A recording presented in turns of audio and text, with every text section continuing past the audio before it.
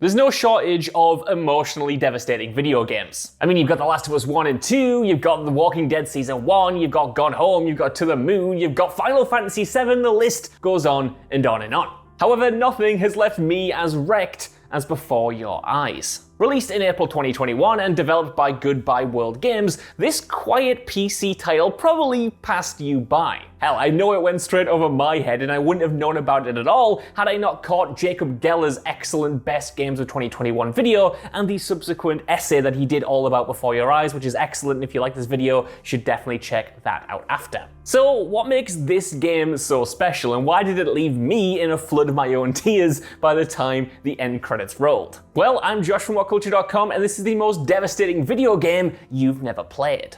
The story of Before Your Eyes puts you in the shoes of a man called Benjamin Brent, someone who has died and is subsequently awaiting judgment in the afterlife. In the opening, you're picked up by the otherworldly ferryman, who's taking you to plead your case to the gatekeeper in order to decide where you go next. Consequently, he needs to know everything about Benny and his life, so you both take a trip down first-person memory lane as you relive Benny's entire life from his very first memory right up until his last. The twist, though, is that the entire game is actually controlled by the player's own eye movements. It registers your blinks, and every time you blink, it skips to Benny's next memory. Now, you might currently be thinking, yeah, Josh, that sounds like a nice gimmick, what else you got? But I cannot oversell just how well this feature actually works in the game. Through your computer webcam, the game tracks your eye movements with surprising precision. So every time you see this metronome symbol on screen, it means that your next blink will take you to the next memory and jump you forward in time. Of course, betting everything on a feature like this could have made Before Your Eyes feel like a tech demo rather than a finished game,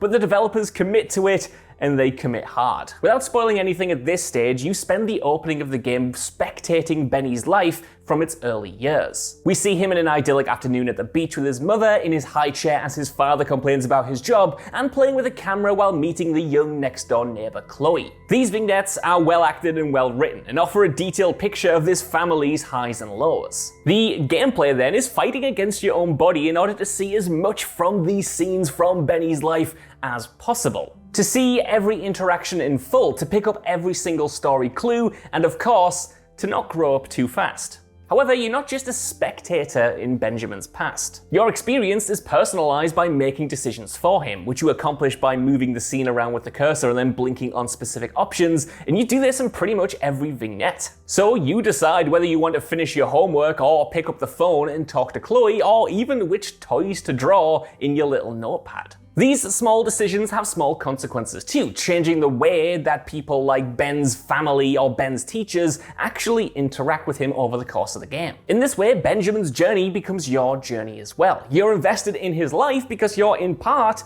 kind of the author of it. It's because these scenes are so charming and engaging then that it actually feels like a punishment when you don't get to see the full extent of them. 9 times out of 10, each vignette will cut away before you want it to, sending you to some unknown point in the future. Consequently, there's a weird push and pull to the gameplay here. Having your face involuntarily twitch against your will and seeing a beautiful scene just slip out of your grasp can genuinely be heartbreaking. So as a heads up, I wouldn't play this game while anyone is chopping onions in the kitchen, which is exactly how I played it. That's like the equivalent of playing Before Your Eyes on hard mode. Just don't do it. If you try to prolong each scene though by forcing yourself to keep your eyes open, this often just makes the lack of control even more pronounced. It's kind of the equivalent of trying to fight in quicksand or something. If you try and drink in everything in one sequence, it'll inevitably mess up the next. Forcing your eyes open to bask in one scene where the characters are having an idyllic trip to the beach, for instance, will inevitably leave them watering and twitchy the next, and more likely than not,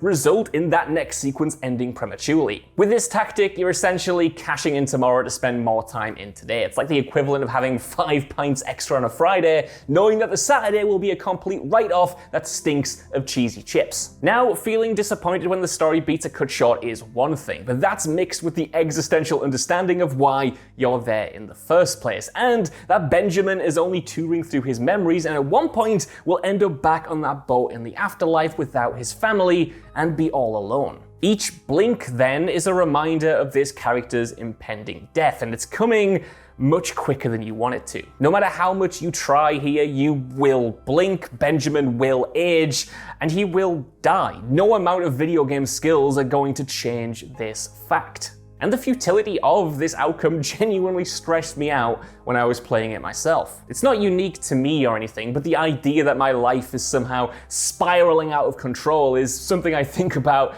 every single day. I'm thinking about it in between the takes of this video. Between me and you, I live in the pursuit of stopping time. I just wanted to slow down. I want it to slow down or stop so that I can feel like I'm in control, even if it's just for a day or 5 minutes. I would take 5 minutes sometimes. I keep trying and trying to master this, but I've not really got that trick figured out yet, and now I can't even accomplish it in a video game. To make an image of it, sometimes it can feel like I'm living with this big, comically large video game time limit that's just right there above my head. And any kind of joy that I feel is just only experienced in relationship to a vague sense of impending doom that is going to come in afterwards and somehow take it all away. And Before Your Eyes transforms that awful feeling into a game mechanic. Fighting in this game for Benjamin to fully enjoy his life and not simply skip through it wasn't just me being invested in a character. Playing Before Your Eyes felt like proving a point to myself, trying to slow this life down as much as possible to pry my eyes open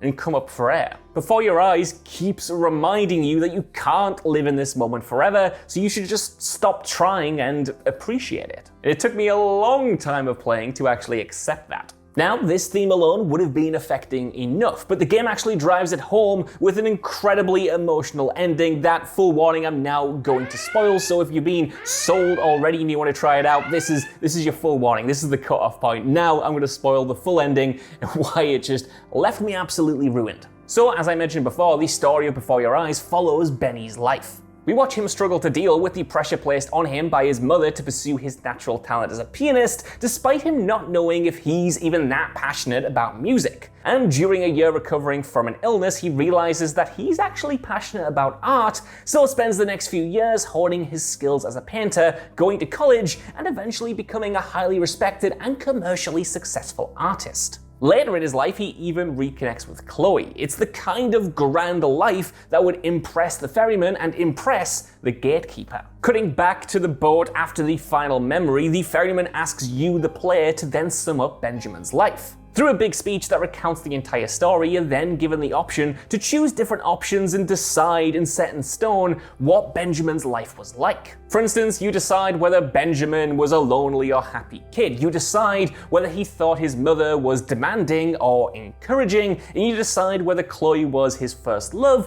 or simply his first friend. After recounting the entire story, though, the ferryman leans in and he tells you something.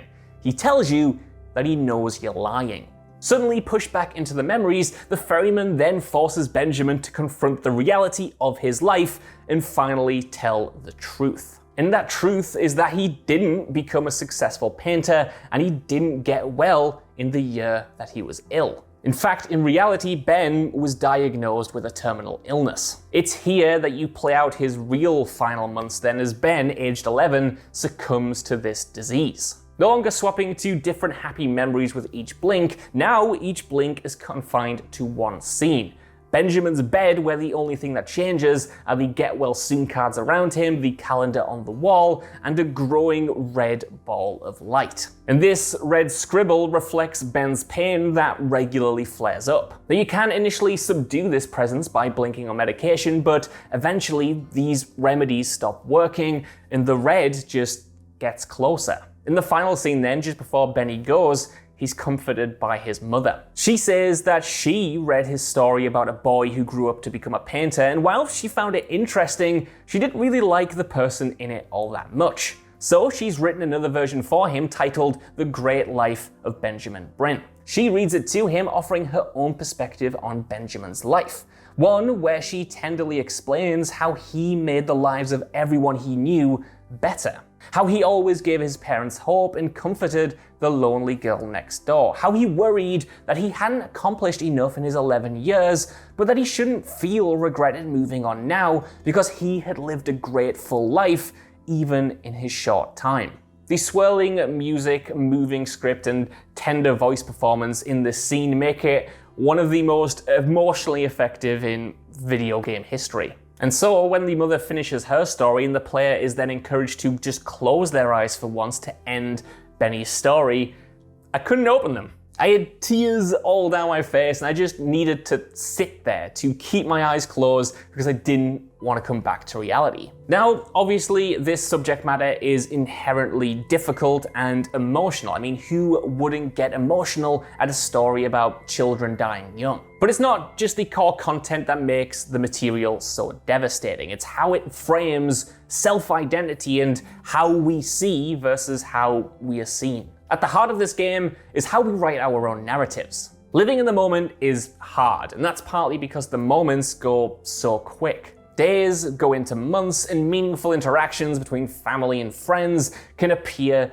more fleeting. The night always ends before you want it to, and mornings just never seem enough. It's so easy then, or at least it is for me, to look back on this cumulative life in the negative, to view it through the lens of imposter syndrome or only focus on the regrets or the negative while completely ignoring or warping the positive impact you had along the way on the entire world or even just the people around you. Before your eyes is a reminder that what's important isn't what might have happened in between the blinks, but cherishing and enjoying everything that happened while you had your eyes open wide. Well, that was an extremely easy and cheery one to do, wasn't it? But seriously, if you guys like the sound of this, please check this game out and let me know what you thought of it in the comments below. While you're down there as well, could you please give us a like, share, subscribe, and head over to WhatCulture.com for more lists and news like this every single day. Even if you don't though, I've been Josh. Genuinely, thank you so much for watching this one. This is obviously a very personal one, and I'll see you soon.